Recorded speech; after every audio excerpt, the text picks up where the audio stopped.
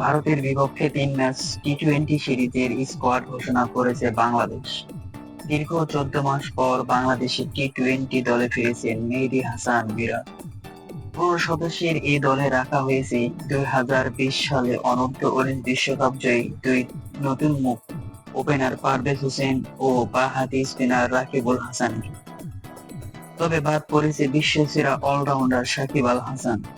15 সদস্যের দলে থাকছেন নাজমুল হোসেন শান্ত, ক্যাপ্টেন মেহেদী হাসান মিরাজ, তানজিদ তামিম, তানজিম হাসান, পারভেজ হোসেন, মাহমুদুল্লাহ রিয়াদ, জাকির আলী অনিক, মুস্তাফিজুর রহমান, তাওহিদ হৃদয়, লিটন দাস, মাহেদী হাসান, রিশাদ হোসেন, তাসকিন আহমেদ, শরীফুল ইসলাম ও রাকিবুল হাসান।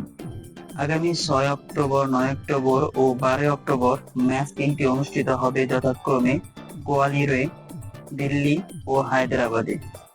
আপনি আমাদের চ্যানেলে নতুন হয়ে থাকলে ফলো করতে ভুলবেন না।